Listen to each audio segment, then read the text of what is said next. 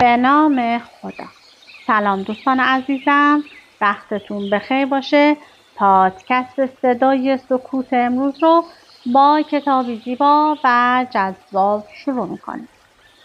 کتاب 2 پروانه روی شانه کولی، نویسنده آقای دکتر محمد حنیف هستند و در سال 1403 توسط نشر ساد در تهران این کتاب چاپ شده. لطفاً با من همراه باشید تا این رمان زیبا رو براتون بخونم. این رمان شامل 8 فصل هستش که بدون مقدمه از فصل اول شروع میکنیم. فصل 1. انگشتان لرزان آوانتیکا کمد دیواری اتاق را نشانه رفت. آنجاست. میران با تیزی نوک چاقو به جان تیغه وسط کمد دیواری افتاد. ناله مادرش بلند شد. نه. میران برگشت و به لبهای سفید و بسته او نگاه کرد. با اینکه لبهای پیرزن بسته بود، صدای گنگی از ته سینه‌اش بیرون می آمد. تا پسر جوان چاقو را زمین گذاشت، مادر آرام گرفت. میران نتوانست بر وسوسه‌اش فائق آید. مشتش را بالا برد و بر دیواره میان کمد کوبید. ناله از سر اعتراض پیشین آوانتیکا با آهنگی رضایتمندانه شروع به نواختن کرد. این با ضربه های بعدی دیوار کاذب فرو ریخت و کیسه چرمی نازک و پهنی نمایان شد. میران کیسه را برداشت. دست برد تا بند کیسه را بکشد که چرم فرو پاشید و قالیچه کهنه درون چرم روی گلیم کف اتاق افتاد. پسر آوانتیکا با تعجب به قالیچه نگاه کرد و پرسید: از 40 سال پیش اینجا بوده؟ آوانتیکا نالید: 43 سال. میران با خشمی پنهان در صدایش پرسید: چرا؟ آوانتیکا سرش را تکان داد. یعنی نمیخواهد در این باره حرفی بزند. میران دندان روی دندان سایید. صدای لرزان پیرزن در فضای اتاق نیمه تاریک طنین انداز شد.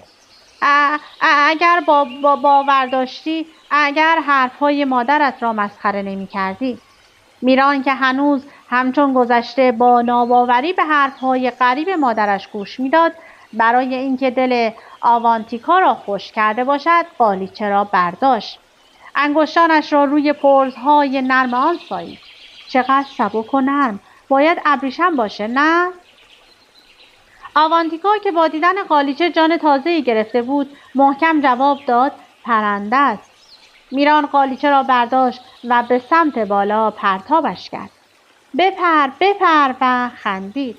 آوانتیکا آه کشید و دوباره به همان پیرزن رو به مد تبدیل شد. میراث خانوادگی جدن در جد دست به دست شده تا به مادرت رسیده. حالا تو من پیرزن رو مسخره میکنی؟ میران خجالت زده سرش را پایین انداخت. آوانتیکا التماس کنان خواست که پسرش هم در آینده قالیچه را به فرزندش بسپارد. میران جواب داد: کدام فرزند؟ زن گرفتم که فرزندی داشته باشم؟ توران اصرار داشت که پسرش حتی به خاطر قالیچه هم که شده باید دختری را برای زندگی انتخاب کند. زود میران جان، زود. وقتی آوانتیکا از پسرش قول گرفت که در اولین فرصت عروسی کند، صدای توران در گوش میران پیچید: دینگ و دینگ و دینگ، رفتم به باغی، دینگ و دینگ و دینگ، دیدم کلاغی. صدای خشدار و خسته مادر پیر موسیقی کلام توران را از ذهن میران تاران. حرف مادر را سبک نگیری میران. این قالیچه باید به دست فرزند خودت برسد. میران بی‌اعتنا ترنج قرمز وسط قالیچه و گلهای سرمه‌ای و آبی اطراف ترنج را نگاه می‌کرد که باز جان به کالبد نحیف آوانتیکا دمید. قالیچه پرنده، قالیچه حضرت سلیمان، گرانبهاترین ارثیه دنیا. میران چون فکر می‌کرد مادرش هذیان می‌گوید، برخاست و کنار آوانتیکا نشست. دست پر لک و پیسش را در دست گرفت و بوسید. خوبه مادر جان، قبول کردم. آوانتیکا ناباوری را در چشم‌های پسرش دید. قسم بخور مثل چشمهایت از قالیچه مراقبت کنی. 100 سال، 1000 سال بعد میفهمی که باید به دست میران پرسید پدر چی؟ اونم از این دیوار و قالیچه بیخبر بود؟ آوانتیکا جواب داد پدر خدا بیامرزد ارثیه خانوادگی مرا باور نداشت. طنین صدای پیرزن چنان با شکوه و تکان دهنده بود که دیگر میران نتوانست حرفی در مخالفت با مادرش بر زبان بیاورد. همین آغازی شد بر فرو ریختن دیوار قطور ناباوری میران. پیرزن پیش از آن که آخرین نفسهایش را بکشد محل دفن خودش را هم تعیین کرده. دره غریب پای دریاچه فیروزه بدون اطلاع یا همراهی همسایگان. نمیخواهم آشنایی بفهمد مادرت را کجا دفن میکنی. دور از جون مادر، اما آخر چرا بدون تشریح؟ چرایش به خودم مربوط است. لااقل بگو چرا دره غریب؟ میدونی کجاست؟ اصلا اونجا رو میشناسی؟ آوانتیکا با صدایی که به زحمت از گلویش بیرون میآمد از پسرش قول گرفت که بلافاصله بعد از خاکسپاری نزد خاله صدریجانش در پایتخت برود. میران پرسید خاله؟ آوانتیکا جواب داد خاله ناتنی. خانه‌اش خیابان خاقانی پایتخت است. آنجا بپرس دو دکتر علفی اوراد پرواز قالیچه را میران هرچند پرنده بودن قالیچه را باور نداشت اما نمیتوانست روی عجایب آخرین لحظه های عمر آوانتیکا چشم بپوشد. نمیدانست مادرش چگونه فهمیده وقت مردنش نزدیک است. چرا چنان وصیت عجیبی کرده است؟ چرا حالا در آخرین دقایق عمرش دارد پرده از راز خاله صدریجان برمی‌دارد؟ اینها سوال‌هایی بودند که میران برایشان پاسخی نداشت. همین پرسش‌ها روحش را می‌آزرد و تمرکزش را برهم می‌زد. نگاه پسر روی صورت رنگ پریده مادر توقف کرد. چشم‌های مادر نه مات بود نه درخشنده. پلک‌ها نیمی از چشم‌های درشت را پوشانده بود. صدای خس و خس نفس کشیدن سنگین آوانتیکا چنگ بر دل میران انداخت. دلش چشم‌های درخشان روزهای پیش مادر را می‌خواست. آن صدای مخملی نرمی را که آرامش در جان فرزند فرو می‌ریخت. حس کرد که چشم‌های تنگ و بی‌فروغ پیرزن از هم باز شدند. خورشید دمید، اتاق روشن شد. میران در ننوی کودکی دراز کشیده بود. طناب ننو در دستان مادرش بود. میران در میانه زمین و آسمان معلق بود. دستان مادر طناب را می‌کشید و رها می‌کرد. میران به خواب فرو رفت و بار دیگر به تماشای خواب تکرار شونده‌اش نشست. صبح بود و میران در دامنه قله‌ای سترگ ایستاده بود. اشعه خورشید عالمتاب تازه از مشرق سر زده بود. دستان مردی تنومند و عریان بر تن تخت سنگی بزرگ نشست. غبار صبحگاهی تیرگی خاکستری رنگ را بر صفحه مقابل چشم‌های میران پاشیده بود. پنجه‌های مرد برهنه روی سنگ سخت جای گرفت. مرد دهان باز کرد. سکوت کوهستان نعره پرفشاری را که از گلوی مرد بیرون پریده بود دوچندان می‌کرد. سنگ با فشار دستان مرد از جا کنده شد و به سوی قله غلتید. سنگ قدم به قدم از قعر دره فاصله می‌گرفت و به قله نزدیکتر می‌شد. ساعتی بعد فقط صدای هن و هن مرد شنیده می‌شد. هنوز غبار پیکر برهنه مرد را پوشانده بود. وقتی خورشید از وسط آسمان گذشت، مرد برهنه و سنگ نیمی بیشتر از فاصله میان دره تا فراز قله را طی کرده بودند. غروب صدای غلتیدن سنگ به سمت پایین دره زمین زیر پای میران را لرزاند.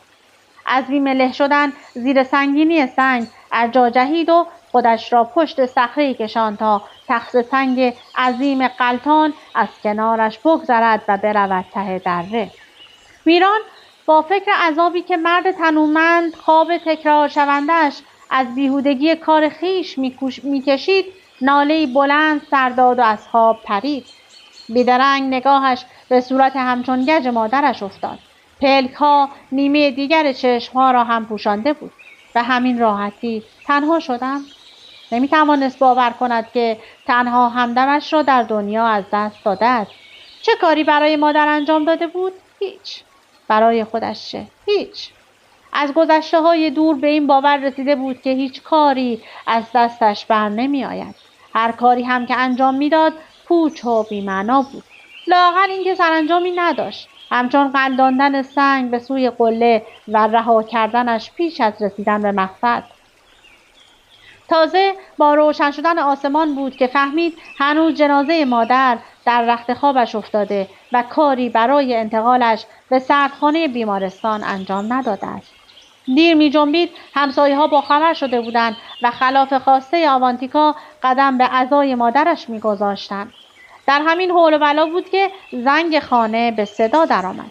پالتو را روی دوش انداخت و طول حیاط را پا برهنه دوید و در را باز کرد. راننده آمبولانس نشکش بود که برای دیر آمدنش عذرخواهی میکرد. میران اصلا به یاد نمی‌آورد که چه زمانی آمبولانس خواسته بود. پیرمرد میان قامت ریش سفید را نگاه کرد که بدون تعارف وارد خانه شد و در را پشت سر خودش بست. راننده پیر نگاهی در خانه خلوت چرخاند. منتظر قوم و خویش نمی‌مانی؟ میران جواب داد نه. راننده پیر گفت خدا رحمتش کند. بقای عمر خودت باشد. پس بی زحمت بیا کمک کن میت را بگذاریم توی آمبولانس. میران خم شد تا جنازه پتوپیچ شده مادر را بلند کند که بار دیگر صدای زنگ در بلند شد. راننده که به تجربه حال میران را بهتر از خود میران میفهمید، نگاهی پرسشگرانه به صاحب عزای جوان بیش از اندازه آرام و آسوده اش انداخت و چون دید که صاحب عزا برای اولین بار دچار تشویش شده و با حرکت انگشت و شین کشیده‌ای که از لای لب‌هایش بیرون می‌آید از او هم می‌خواهد ساکت باشد، همدلانه سرش را تکان داد. یعنی وظیفه‌اش را می‌داند. میران پاورچین از اتاق بیرون زد و از سوراخ در فلزی حیاط کوچه را نگاه کرد و با دیدن سهولت دهنادی پنجه‌های هر دو دستش را آرام روی سرش فرود آورد. راننده مثل دوستی قدیمی با حرکت دست و نگاهش پرسید ماجرا چیست؟ که میران دوباره پاورچین به اتاق برگشت و خلاصه ماجرای بدهیش به سهولت دهنادی را برای راننده آمبولانس نشکش تعریف کرد. نره سهولت دهنادی نیز روایت تازه‌ای از ماجرا را به گوش راننده رساند. با زبان خوش نمیای؟ زور میگی؟ پشت سر من صفه میذاری؟ حالا که اینطور شد میرم با کسی میام که طلبم رو از حلقومت بیرون بکشه. میران با ضربه آرام دست راننده آمبولانس نشکش به خود آمد. بیا بیرون مهندس، از فکر و خیال، همه رفتنی هستیم. راننده پیر چشم جاده خاکی گرفت و به صورت میران نگاهی انداخت. نشنیدی مهندس، همه رفتنی هستیم. میران دستمال کاغذی مچاله شده توی دستش را برد زیر عینکش و قی گوشه چشمش را گرفت. راننده دلگیر از بی‌اعتنایی میران این بار هم با یک دستش فرمان آمبولانس نشکش را گرفت و با دست دیگرش آرام روی شانه میران زد. صبح زود که گفتی تنهایی باور نکردم، ولی داریم میرسیم و هیچی به هیچی. میران کوله پشتیش را محکم به سینه فشرد و از آینه بغل به خاکی که از زیر چرخهای آمبولانس بلند میشد نگاه کرد و آه کشید. راننده ریش‌های سفیدش را خاراند. راستی نه بنی بشری، نه ماشینی، نه گریه کنی. بابا پی هر جنازه‌ای کم کمش یه اتوبوس آدم راه یه قبرستون میشن. اتوبوس و مینیبوس نخواستیم، یعنی یه عمه‌ای، خاله‌ای، زنمویی، زندایی، هیچی. میران چشم از آینه گرفت و به تپه پیش رو نگاه کرد. راننده این بار گویی با جاده حرف میزند. گفت از اون تپه که بگذریم نصف بیشتر راهو رفتیم. میران باز هم حرفی نزد. سرش را برگردان و از پشت شیشه به تابوت مادرش نگاه کرد. چرا اون قبرستون دور؟ مادرش جواب نداده بود. میران میتوانست این بخش از وصیت مادرش را به حساب هذیان‌های دم آخر عمر بگذارد و آن را نشنیده بگیرد. اما نتوانسته بود. لحن جدی پیرزن محتضر مثل میخ توی مغزش فرو رفته بود. یادت نره میران، قبرستون دره قریب پای دریاچه فیروزه. میران دوباره از خودش پرسید چرا اونجا؟ زن قصال اینطور جوابش را داده بود. هیچ وصیتی بی حکمت نیست. شاید برای رسیدن به حکمت آخرین خواسته مادر بود که رنج شنیدن صدای راننده پرحرف و سمج آمبولانس را به جان می‌خرید و راه خاکی کوهستانی را در کنار او تاب می‌آورد. آمبولانس که در سربالایی افتاد، راننده رفت روی دنده سنگین تا دوباره درباره قربت متوفا حرف بزند، اما زبانش نچرخید. به کوله روی پاهای صاحب عزا اشاره کرد. تو این کوله تربت و خرما و حلواست دیگه. بالاخره قفل زبان میران باز شد. نه، خالیچه است. راننده که تازه آمبولانس را بالای تپه رسانده بود سر کشید تا آن سوی جاده خلوت و خاکی پیش رو را ببیند. بیا، به دلت نریزه. میران سر برگردان و راننده را پرسشگرانه نگاه کرد. راننده جواب داد: از اینجا آبنماها شروع میشن. سوار سرسره شدی؟ یه دفعه این ماشین میره پایین و میاد بالا. ها ببین، داریم به اولیش میرسیم. آمبولانس که به گودی اولین آبنما رسید، زیر پای میران خالی شد. آه! راننده بار دیگر به کوله روی پای میران اشاره کرد. گفتی قالیچه است؟ خب رو قالیچه سر مزار باید میوه‌ای، خرمایی، حلوایی آوردی یا اونم هیچ؟ میران به لکه های قهوه‌ای رنگ دست پرچروک راننده نگاه کرد. دلش میخواست از دستان استخوانی مادرش حرف بزند، از پوست تیره و صورت ککمکیش، از اینکه نمیداند چرا وصیت کرده در چنان قبرستان دورافتاده‌ای دفن شود، از اینکه صبح در پزشکی قانونی فهمیده که روزگاری روستای دره غریب آباد بوده تا اینکه دیواره بتونی دو منحنی صخره‌ای را در پایین دست آبادی به هم وصل کرده و دره غریب زیر دریاچه سد غرق شده است. اما قبرستان را هنوز آب نبلیده. جای سوال نبود. به قول پزشک قانونی لابد قبرها در بلندی بالای صخره‌ها بودند یا جایی دور از مسیر رود. اما ذهن خیال پرداز مردم دره غریب را با خیالات خود درآمیخته و برای قبرستانش افسانه ساخته است. اما راننده جواب داده بود: افسانه کجا بوده آقای مهندس؟ در تمام طول 2 ساعت راه خاکی بارها راننده خواسته بود سر صحبت را با میران باز کند و درباره حقایق قبرستان دره باغ حرف بزند، اما نتوانسته بود از دیوار بلند غم‌های میران عبور کند، تا اینکه میران آرام آرام کنایه‌های پزشک قانونی و راننده را در ذهنش حلاجی کرده و آن را با وصیت عجیب مادرش پیوند داده بود. خدا میکرد بار دیگر حرف رازهای پنهان قبرستان پیش بیاید که راننده کارش را آسان کرد. ببخشیدا، ولی صبح که رئیس گفت باید به جنازه رو بیارم پای دریاچه فیروزه یا همون دره غریب، گفتم طرف استغفرالله واسه فرار از پول قبر، ولی وقتی دیدم چطور زار میزنی دستم اومد اشتباه کردم. خلاصه حلالمون کن. میران که بیاد نداشت زار زده باشد، پرید توی کلام راننده. وصیت خودش بود. راننده کیفور از به حرف آوردن صاحب عزا از سرعت آمبولانس کاست تا آبنمای بعدی را پشت سر بگذارد. بعد برگه مأموریت را از جیب بغل کتش بیرون آورد و یک چشم به جاده و یک چشم به برگه پرسید: یعنی مرحومه آوانتیکا دهلوی، درست گفتم؟ ببخشیدا فضولی نباشه این اسم؟ میران جواب داد: باید هندی باشه. هندی؟ مگه شما اهل این مملکت نیستید؟ من با شما هندی حرف میزنم؟ اصلا قیافم به هندیان میخوره؟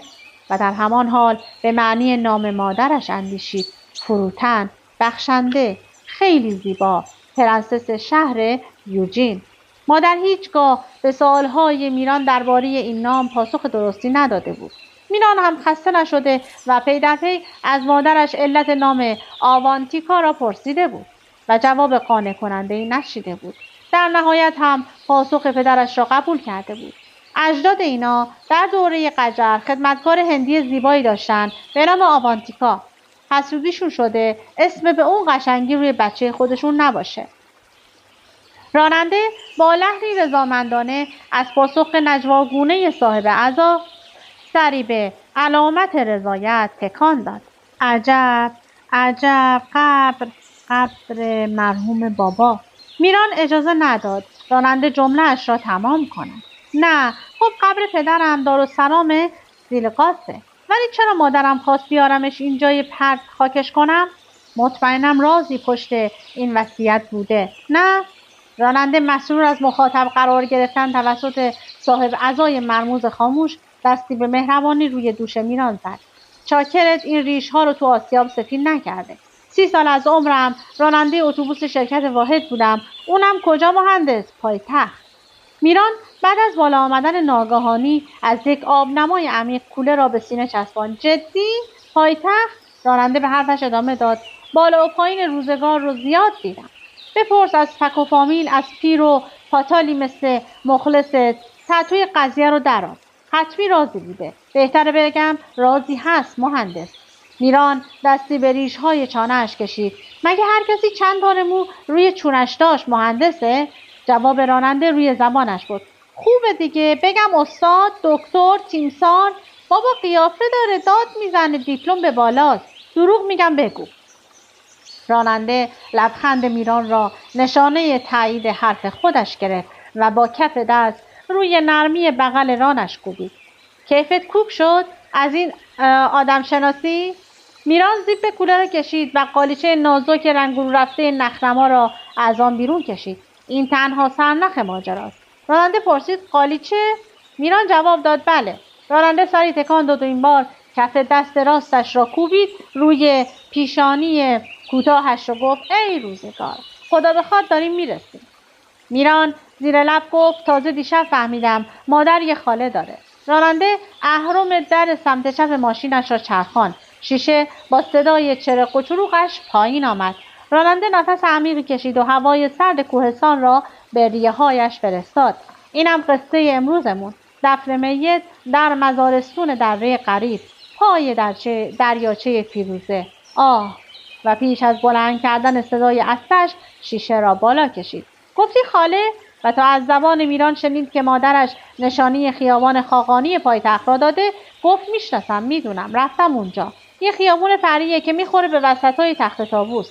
بالا تا پایینش فوقش 5 دقیقه راهه. هپش! و خلطهای سبز سینه‌اش را با عطسه روی داشبورد آمبولانس پاشید و زیر لب طوری که صاحب از آن نشنود زمزمه کرد کولی‌ها هم عالمی داشتن واسه خودشون.